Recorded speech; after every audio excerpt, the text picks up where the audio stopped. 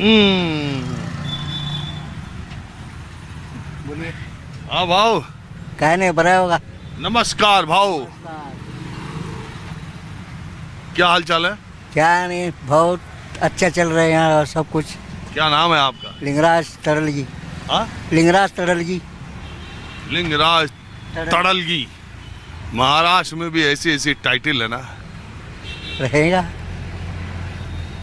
बोलो। मैं आया निवडणूक के लिए, ये इलेक्शन के लिए। हाँ, आता निवडणूक आहे। आता है। क्यों है? हाँ? क्यों है? कौन कौन कौन आ रहा? आपने बीजेपी फिक्स है। बीजेपी। ओ, मोदी सरकार जिंदाबाद। मोदी आहे म्हणून तर हे महाराष्ट्र आहे। मोदी आए महाराष्ट्र। हाँ, महाराष्ट्र आहे। तो अभी तो जब आमदार के लिए चुनाव हुआ तब तो मोदी नहीं आया। जब मोदी को चुनना था तो महाराष्ट्र वालों ने तो आघाड़ी को दे दिया। कांग्रेस के लोग का सब कुछ ये बढ़ा के रखे, ये करे। अभी कैसा सीधा पद्धति सीधा चल रहा है। अभी कुछ ये भी तकलीफ नहीं है। क्या सीधा चल रहा? अपना ये जीवन। अच्छा एक बात बताओ, आप चाहते हो कि शिंदे साहब सीएम बने या बीजेपी का सीएम बने? बीजेपी। शिंदे नहीं? शिंदे नहीं। क्यों? शिंदे कौन है? एक नाथ शिंदे। ऐसा वो क्या, अपन को क्या उतना क्या मालूम नहीं है। मगर कौन भी बनेगा तो बीजेपी का बनेगा। और दूसरा वो अजीत पवार और शिंदे को नहीं बनना? नहीं, कौन भी बनेगा तो बीजेपी वाला जो बनेगा। और ये शरद पवार और उद्धव ठाकरे और इनका? कुछ नहीं चलने वाला। नहीं चलने वाला। हमारे हिसाब से नहीं चलने वाला। हाँ? हमारे हिसाब से नहीं चलने वाला। हाँ ठीक है, आप अपने हिसाब से बताओ। सब लोग अपने अपने हिसाब से बताते हैं। बता दी। हाँ जी, आपका क्या नाम है? मेरा नाम गंगाधर उप्पिन है। हाँ? गंगाधर उप्पिन। आप कहाँ के रहने वाले? यही सोलापुर के। सोलापुर के यहीं पे। आपको इसमें चैनल में बहुत बार देखा सर मैं। हाँ? हो आपके इसमें प्रोग्राम में आप मुलाकात लेते हैं, इधर बिहार, उधर इधर हरियाणा, वो सब जगह देखा मैं आपको। अरे एक बात बताओ, मैं हर जिले में जाता हूँ। अभी जब मैं जा रहा हूँ तो हर जगह लोग कहते हैं कि तो यहाँ तो मराठी चैनल देखते हैं, आप हमारा? नहीं, आपका चैनल में कंटिन्यू देखता हूँ सर। एकदम बढ़िया है चैनल आपका। हम सही काम करते हैं। सही काम करते हैं। और आपका जो मुलाकात भी है, रिपोर्टिंग भी वो करते हैं, बहुत अच्छा लगता है मेरे को। मैं बहुत बार देखा मैं आपको।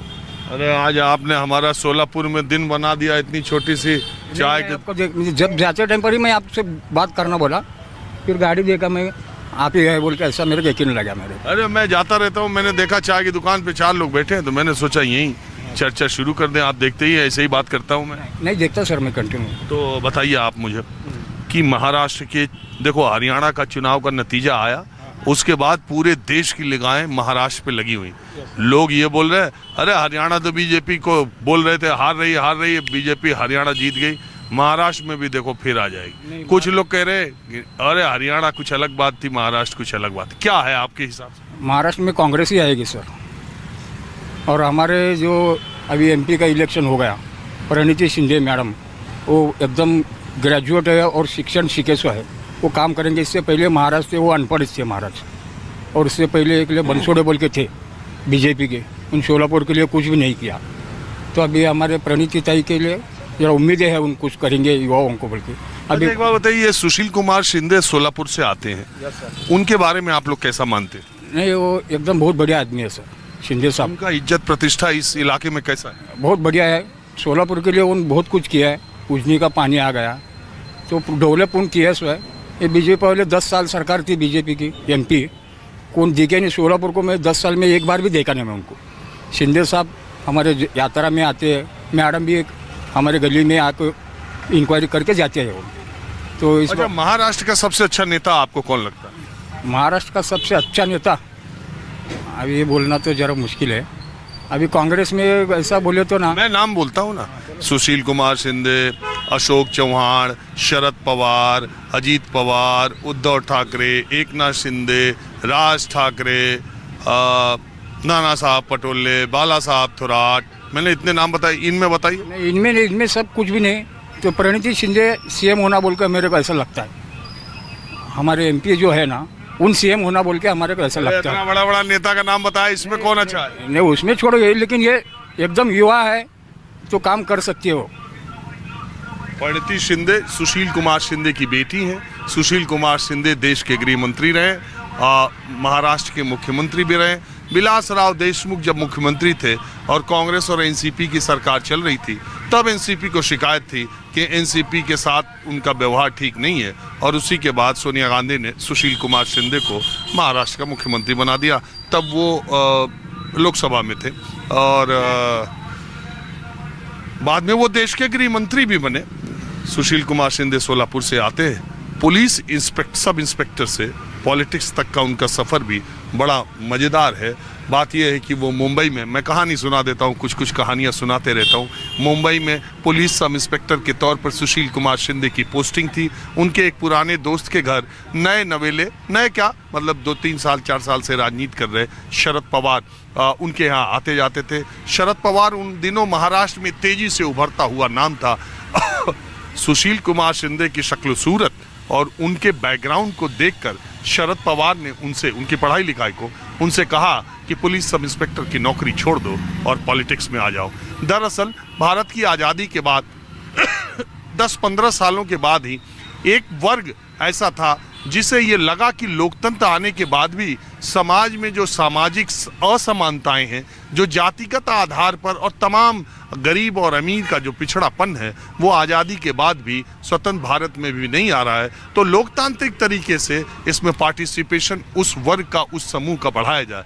शरद पवार का इस मामले में महाराष्ट्र की राजनीति में एक अलग सा स्थान है, क्योंकि यशवंतराव चौहान जो उनके गुरु थे, उन्होंने भी नई पीढ़ी के लोगों को राजनीति में लाने का बहुत बड़ा काम किया, जिसमें शरद पवार को भी उन्होंने पैट्रोनेज दिया। शरद पवार ने सुशील कुमार शिंदे को पुलिस का सब इंस्पेक्टर के पद से इस्तीफा दिलवा दिया, और जब चुनाव आए तो उनकी तमाम कोशिशों के बावजूद और प्रदेश का कांग्रेस कार्य समिति ने उनका नाम क्लियर कर दिया, और जब एआईसीसी दिल्ली वो लिस्ट पहुंची तो सुशील कुमार शिंदे का नाम कट के पुराने एक कांग्रेसी को, यही करमाला विधानसभा सीट है जो कि एससी के लिए रिजर्व थी, उस सीट पर, करमाला सीट पर जगजीवन राम के चहेते थे और वो वरिष्ठ कांग्रेसी थे। जगजीवन राम ने वीटो लगा दिया, सुशील कुमार शिंदे का टिकट कट गया। लेकिन उनकी तकदीर, जब टिकट कट गया तो एक तो नौकरी भी हाथ से गई और टिकट भी नहीं मिला। उन दिनों महाराष्ट्र में कांग्रेस का टिकट पाने का मतलब जीत की 99% संभावनाएं थी, क्योंकि इंदिरा गांधी उस समय बहुत ही प्रचंड उनका हिसाब किताब देश में चल रहा था। तो सुशील कुमार शिंदे उदास हो गए और उसके बाद वो अदालत में प्रैक्टिस करने के बारे में सोचने लगे। कुछ वो काम करने भी लगे थे, वकालत करने भी लगे थे। मैं किस्सा इसलिए सुना रहा हूँ कि बहुत मज़ेदार है। और इसके बाद सुशील, वो जो जिनको टिकट मिला था, उनका निधन हो गया, और तुरंत से ही कुछ ही दिनों के बाद बाई इलेक्शन हुआ। शरद पवार ने सुशील कुमार शिंदे को टिकट दिला दिया, और वाईबी चौहान अपने गुरु और वसंत दादा पाटिल, इन दोनों लोगों को राजी करके सुशील कुमार शिंदे को जल्दी ही मंत्री बना दिया। और इसके बाद सुशील कुमार शिंदे ने पलट के नहीं देखा और राजनीति में 5 दशकों तक एक लंबा सफर तय किया। सोलापुर में इज्जत और प्रतिष्ठा भी अर्जित की। अब उनकी बेटी परिणीति शिंदे यहाँ की लोकसभा सांसद है। बहरहाल ये सब मैं किस्से कहानियाँ आपको सुनाता रहता हूँ, क्योंकि थोड़ा देश के लोगों को सियासत के बारे में पता भी चलना चाहिए। तो आपने कहा कि बीजेपी की सरकार आएगी, आपने कहा विकास अघाड़ी की आएगी, मामला 1-1 का बराबरी पे छूट गया।